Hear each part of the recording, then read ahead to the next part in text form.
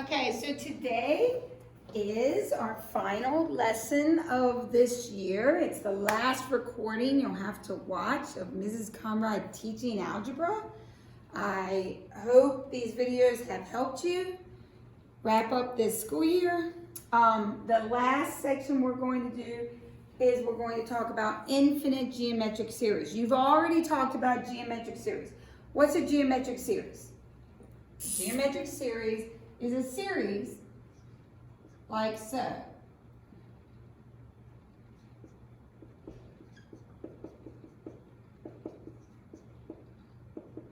What are we doing to go from term to term? We're multiplying by a common ratio. What's that common ratio? What are we multiplying by? Multiplying by 1/2. 2 times 1/2 is 1. 1 times 1/2 is 1/2. 1/2 times 1/2 is 1/4, etc.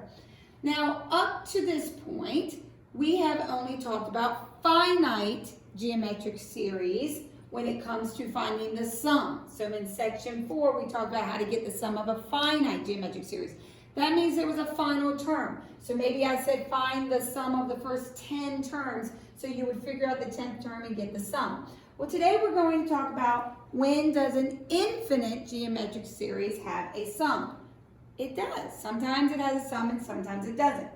I'm going to put this one on the board, and I'm going to put this one on the board. And one of these series has a sum, even though it never stops adding terms on. ...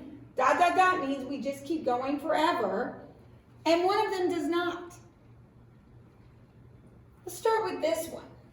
If I asked you to get the sum of the first 5 terms, and you did, you would add them up and you'd have 48, 56, 62. And then you'd add 64 to that, you have 126. And then you'd add 128 to that, and you have, 250 something or whatever. What is happening every time I add a new term? The terms keep getting what? Bigger and bigger and bigger. What's the sum going to do? The sum's just going to get bigger and bigger and bigger. This one would have no sum because it's just going to grow infinitely. Now what's happening here? If I got the sum of the first 2 terms, it would be 3. The first 3 terms, the sum would be 3.5. The first 4 terms would be 3 and 3.75. The next would be 3.825 or something. What's happening as I add on additional terms? What are these additional terms doing? Next would be 1/16, 1/32, 1/64. What's happening to these terms that get added? They're getting smaller and smaller and smaller. Eventually, they are so small. I mean, think about it. If I go out to the 100th position, that fraction is tiny. It's going to be like 0.000000001. What happens when I add something that small to the total sum? Does it make much difference? No, it's like basically adding almost nothing. This one has a sum. And that sum is called the limit that this approaches. Eventually, this approaches a single number so that when I add the next little fraction, it doesn't really change that much. It might change all the way out to the 100,000th position, but it doesn't really make a big difference to the overall sum. That's called a limit. And the way we find the sum of an infinite geometric series, if it has one, is first we figure out the ratio. What's this ratio? This ratio was 2. What's this ratio? This ratio was 1/2. This one has a sum, this one does not. When the ratio is greater than or equal to 1 or less than or equal to -1, it will have no sum. So 2 is bigger than 1, it won't have a sum. It's just going to grow. When the ratio is between 1 and -1, like 1/2 is between 1 and -1, it will have a sum. And the way you get the sum is you do the first term, which in this top column is 2, over 1 minus the ratio, which was 1/2. So 2 over 1/2. Eventually, this sum approaches 4, and what you add on doesn't make a big enough difference. You might add 4, you might have 0.000000001 to it, it's still rounding to 4. So that's called a limit. You'll learn more about limits at the end of honors pre-calc and then a whole lot in calculus. But that's what's happening. So to figure out if an infinite geometric series, now this is a geometric series that never stops. To figure out if it has a sum or not, you have to first check the ratio. If the ratio is between -1 and 1, it is said to converge. That would be a converging series. And the sum, notice there's no n because there's not a certain number of terms. This is not finite. The terms never stop. The sum, if the ratio is between 1 and -1, so it's a converging series, is first term over 1 minus the ratio. If the ratio is greater than or equal to 1, or less than or equal to -1, then the infinite geometric series does not have a sum. An infinite series that has a sum, so in other words, that has a ratio between 1 and -1, is called a convergent series. So we're going to find the sum of each infinite geometric series if it exists. So first we have to figure out whether or not it even has a sum. How do we figure that? First we need the ratio. So what is the ratio? How do I go from 1/2 to 3/8? How do I go from 3/8 to 9/32? What am I multiplying by?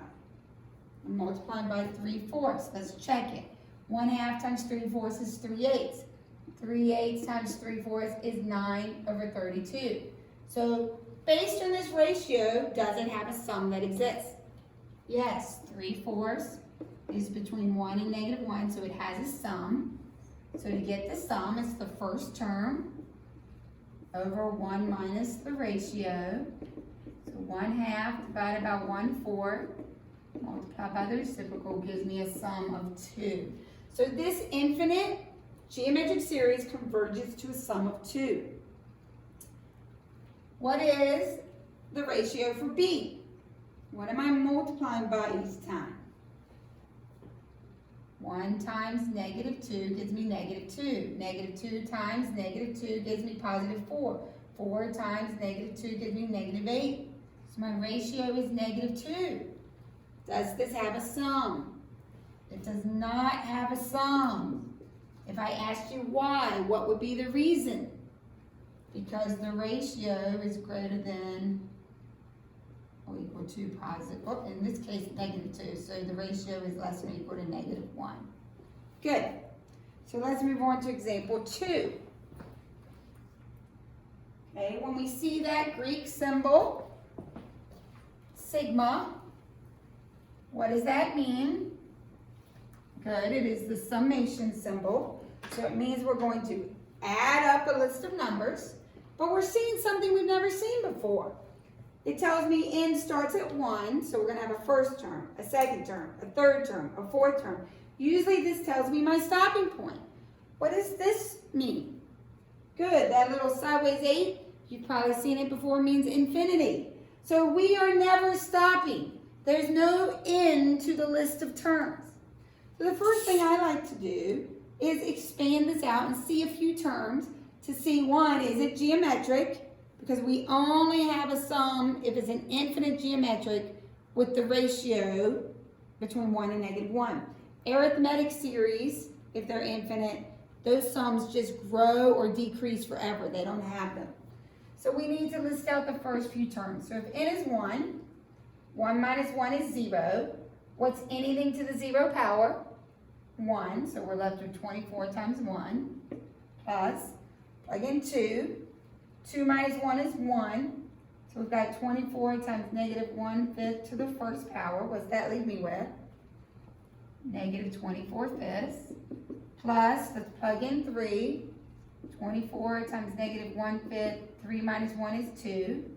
When I square this, I get 24 times 1/25. It becomes positive. 24/25. Let's do one more. Plug in 4. 24 times -1/5. Plug in 4, we get cubed. Something negative cubed will still be negative. 1/5 cubed is 125.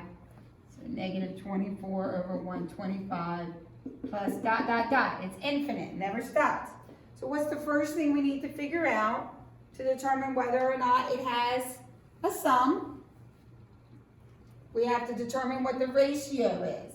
We need to figure out if this is geometric. If we're not multiplying by the same thing every time, it's not geometric. What am I multiplying 24 by to make negative 24 over 5? Negative 1/5. Let's check. Do I multiply by negative 1/5 and get the next term? Negative 24 times negative 1 is 24. 5 times 5 is 25. So we have a common ratio. It is geometric. The common ratio is negative 1/5. So based on that common ratio, will this infinite series have a sum? Yes, it will. If I ask you why, you would tell me because it's between negative 1 and 1.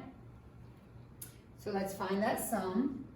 So it is the first term. What's the first term? 24 over the 1 minus the common ratio. So 1 minus negative 1/5. Two negatives make a positive. 24 over 6/5 gives me, multiplied by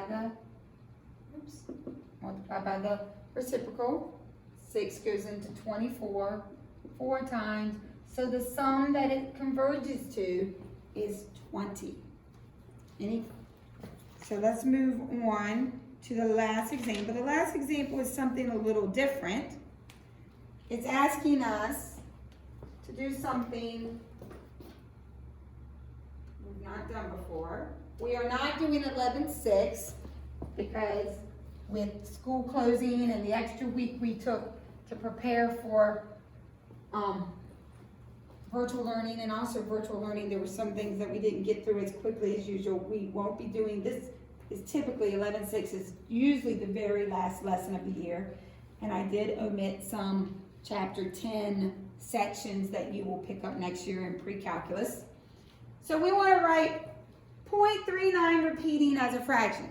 So that bar means that this is the same as 0.39393939 dot dot dot dot dot forever. Okay? So we're going to turn this into a series. Okay? So a series would be things that we're adding up to create this decimal. So we are adding up 0.39 plus, if I wanted 0.3939, what would I add to 0.39? 0.0039 plus, if I wanted 0.393939, what would I add to these two to get that extra 39? 0.000039. Do you see a pattern happening? Good. So for me, I prefer to work with fractions instead of decimals. So I'm going to turn this into the fraction equivalent. What is 0.39 as a fraction? 39 over 100. Plus, what is 0.0039 as a fraction? 39 over 1 with 4 zeros. Good, so 10,000. Plus, what is this as a fraction? 39 over 1 with 1, 2, 3, 4, 5, 6 zeros. So 39 over 1 million plus dot dot dot forever. If this has a sum, it would be a geometric series with a ratio between 1 and negative 1. Is the ratio between 1 and negative 1. What am I multiplying 39 over 100 by to get 39 over 10,000? 1 over 100. 100 times 100 is 10,000. If I multiply 10,000 by 100, I pick up 2 more zeros, which is 1 million. Good. So I am multiplying by 1 over 100. According to this, it is a geometric series. Does this infinite geometric series have a sum? Yes, because this is between 1 and negative 1. What would that sum be? It would be first term, which is 39 over 100, divided by 1 minus the ratio. So 39 over 100 divided by 99 over 100. What do we do from here? We multiply by the reciprocal. What goes into 39 and 99? 3. 3 goes into 39 how many times? 13. 3 goes into 99 how many times? 33 times. So we end up with 13 over 33. On your calculator, check what 13 divided by 33 is. You should find that when you do 13 divided by 33, you end up with 0.39393939 repeating. So we just took that repeating fraction and repeating decimal and turned it into its fraction equivalent. Okay, so that is the end of this year. No more videos.